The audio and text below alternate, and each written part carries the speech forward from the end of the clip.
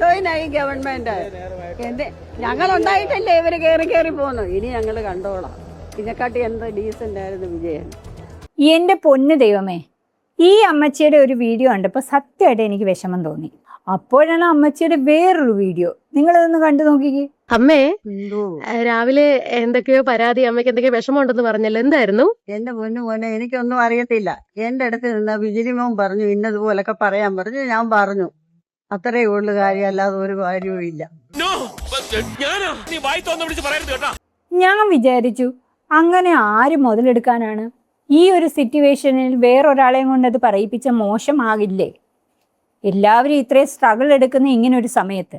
കാരണം ന്യൂസിനോ ഭരണവിരുദ്ധതയ്ക്കോ ഉള്ള സിറ്റുവേഷനോ സമയവുമല്ലല്ലോ, അതിനൊക്കെ ഉള്ള സമയമുണ്ട് എന്ന് വിചാരിച്ചിരിക്കുമ്പോഴാണ് ദാ അമ്മച്ചിയുടെ വേറൊരു വീഡിയോ. അമ്മച്ചി ഇങ്ങനെ മാറ്റി മാറ്റി മാറ്റി പറഞ്ഞുകൊണ്ടിരിക്കുകയാണ്. അവളെ ഇപ്പോഴും എന്നെ വിളിച്ചിട്ട് പറഞ്ഞു അക്ഷരം മിണ്ടരുതെന്ന്. ഞാൻ പറയുന്നവർക്ക് അറിയാം, അറിയുന്നവർക്ക് അറിയാം. അതുകൊണ്ട് അവള് എന്നെ എപ്പോഴും വെള്ളം കയറിയപ്പോ അമ്മച്ചി വിടായിരുന്നോ? പിന്നെ 14 ദിവസം എന്തുവായിരുന്നു മോനെ, ഓണം പോലെയായിരുന്നു.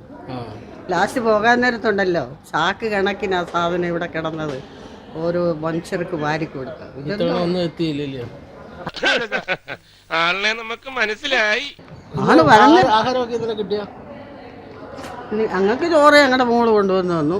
അല്ല, ഈ ക്യാമ്പിൽ ആഹാരം ഇന്നലെ കഞ്ഞിയായിരുന്നു വൈകിട്ട്. രാത്രി അത് പെമ്പിള്ളാര് തന്നെ വെച്ചതാ. ഇവിടുന്ന് എങ്ങനെ കഴിഞ്ഞ ദിവസം ഫുഡ് എങ്ങനെ ഉണ്ടാക്കിയത്? ഒരു 3 മണി ആയപ്പോഴത്തേനും കുറച്ച് ഉണക്കച്ചപ്പാത്തി കൊണ്ടുവന്ന് ഞങ്ങൾ കഴിച്ചു.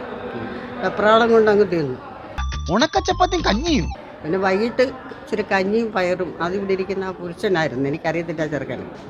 ഇനി ഇത്രയും നേരമായ കണ്ട് ഉപ്പുമാവ് ഉണ്ടാക്കി. അത് ഒരുമാതിരിപ്പെട്ടവരൊക്കെ കഴിച്ചു, ഒരുമാതിരിപ്പെട്ടവർ കഴിച്ചില്ല. ഉച്ചക്കത്തെ ഫുഡ് കൊണ്ടുവന്നു ദൈവത്തിന് അറിയാം.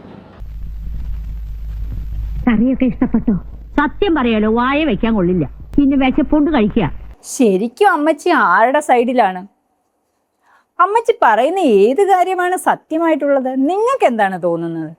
എന്താണെങ്കിൽ അമ്മച്ചിയുടെ ഈ സംസാരമൊക്കെ കേട്ടപ്പോൾ എനിക്ക് ഓർമ്മ വന്നത് ദാ ഈ സീനാണ്. കാണപ്പെട്ട ദൈവമാണ് ഞങ്ങൾ പാവങ്ങളെ കാണപ്പെട്ട ദൈവമാണ് പാപ്പിക്കാൻ. കണ്ണിലുണ്ണിയാണ്.